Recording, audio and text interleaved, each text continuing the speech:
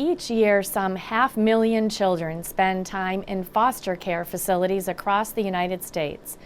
More than 50 years ago, a Springfield priest founded an agency to get kids out of the revolving doors of foster care and into permanent homes. His mission and its inspirational work continue today. Steve Kiltonick has the story now of Downey side. It all began 52 years ago at St. Francis of Assisi Chapel in downtown Springfield. A young Capuchin priest from the Bronx, New York, Father Paul Engel, was one of 10 priests assigned to the Bridge Street Chapel. One of 7 children, Father Engel was also a volunteer at the Hampden County House of Correction. Lefty Keogh, a district court probation officer, told him stories about the growing problem of homeless teenagers.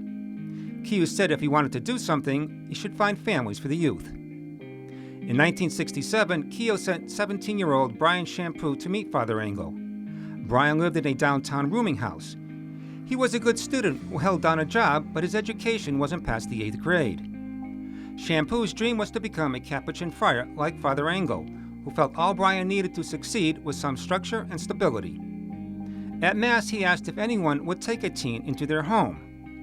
Margaret Downey, a parishioner of St. Michael's Cathedral and a teacher at Cathedral High, was childless and lived alone in an empty Victorian home. She liked helping kids. She was single, and so she took in 2 or 3 kids who needed homes. So that's how it began. So we called it Downey Side. Downey Side will become Father Engel's lifelong ministry. Its mission? To find permanent homes for wayward foster care youth, mainly ages 7 to 17. Foster care is a collection of too many children, and it's a needed system, but it's not the best system for children.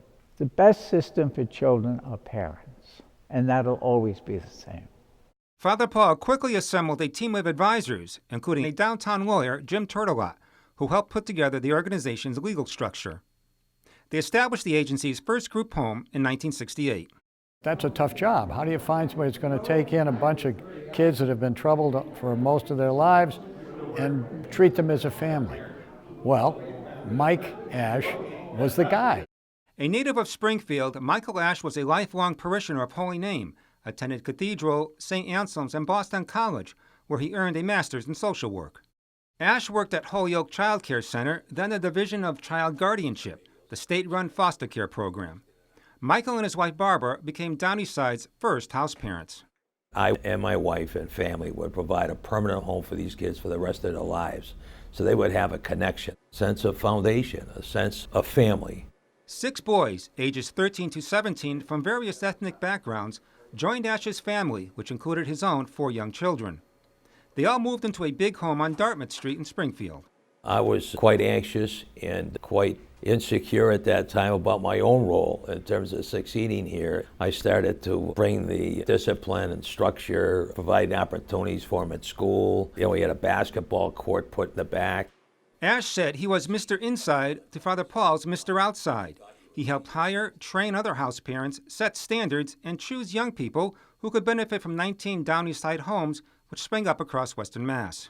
We were able to hire some terrific house parents, as well as counselors that help provide support for the house parents as well as the kids. Ash left Downey Side in 1974 to become the Hampden County Sheriff, a job he held for over 40 years until retiring in 2015. Ash was recognized nationally as a prison reform trailblazer and instituted many innovative programs for inmates. Today, Ash speaks with pride of the teens he raised. There's Freddie Miller, whose parents perished in a house fire. He joined the Air Force but died young. Jimmy Manelli, Jimmy was a kid who had been in 14 different foster homes. Jimmy became part of my life, and I'm very, very proud of Jimmy. He has been working for advanced manufacturing for some 40 years now. He was just really a runaway, and he was with me for a long time. His name was Jerry, and I'm very, very proud of him. He's done a great job overcoming all kinds of difficulties. There was Mike Bergeron. He had 5 kids and worked in the Pensacola, Florida area. He died too at a young age. And we've had some tragedy as well. It wasn't all peaches and cream. I had a couple of boys that committed suicide. Downey Side homes spread to 7 states, but Father Engel felt ultimately it was in the children's best interest to place them directly with families. In time, he shut down the group homes and focused on training parents to permanently adopt children. Today, Downeyside guides families through the entire foster care process. Over 52 years, Downeyside has placed 7,000 foster care children in permanent homes. Today, its offices are consolidated in New York and New Jersey. In celebration of Downeyside's 50th year anniversary, Ian Keldoulis wrote a book on the organization, Father Paul, as well as the foster care system in the United States. It's called America's Youngest Hostages, The True Cost of Foster Care and Who's Paying for It. It's a huge problem. There's 500,000 kids roughly in foster care at any given moment, but it's all hidden in plain sight. It's all around us. Keldoulis said children who are separated from their families develop psychological problems.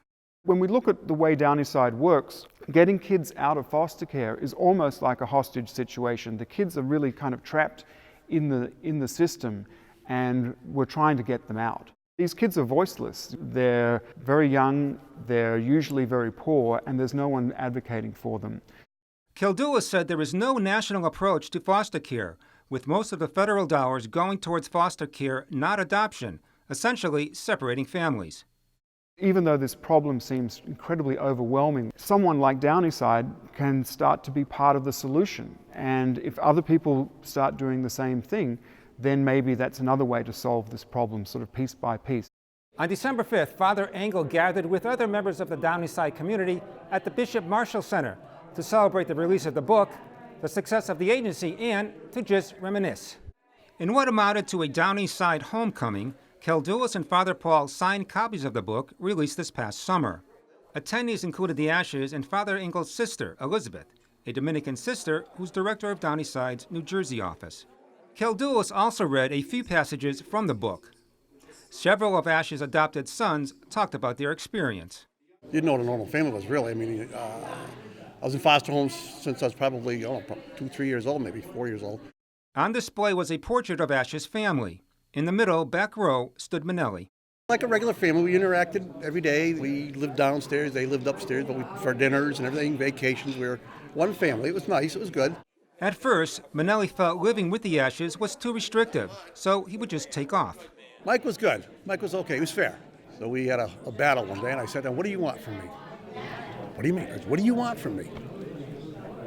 "I don't want anything." And I couldn't grasp that somebody would reach out with their family to help you and want nothing. I mean, that was huge for me. Manelli lives in Westfield, where he's been for the past 45 years. He's a godfather to one of Ash's sons. Before he was placed with the Ashes, Jerry Belay had been in foster homes and reform schools all his life. We were all so different, but yet we all got along good. I think it was the first time we all ever felt safe. Michael never raised his voice. He was someone who talked to you. He just treated us with dignity, respect, and we fell in love with both of them and their children. So it was just a wonderful time. Just a wonderful time. Jerry, who's worked in the restaurant business for over 26 years, considers himself fortunate. I think it showed us that you can have a relationship with somebody. You didn't have to always be used or use people. People helped each other the way he helped all of us. And what about Downeyside's first foster teen, Brian Shampoo? At 18, he left Springfield, entered St. Pius X Capuchin Friary in Connecticut, became a brother, a special education teacher, and left for Guam, where he lived for 3 decades. Shampoo's life has come full circle, and he's back where his postulancy began. Father Paul remains involved in Downeyside, happy to continue, as he calls it, the work of the Lord, adopting foster care kids into loving families, one child at a time. I never envisioned this. I had no idea this was going to occur. It was the hand of God. I'm just an instrument, Capuchin Friar. Father Paul's legacy is the 7,000 children he's rescued, instilled hope, and helped chart a new life course filled with promise where there once was despair. For Real to Real, I'm Steve Kiltonic. And if you would like a copy of America's Youngest Hostages, we have posted a link at iobserve.org. All proceeds from the sale of this book support Downeyside's mission of finding permanent families for hard-to-place children in foster care.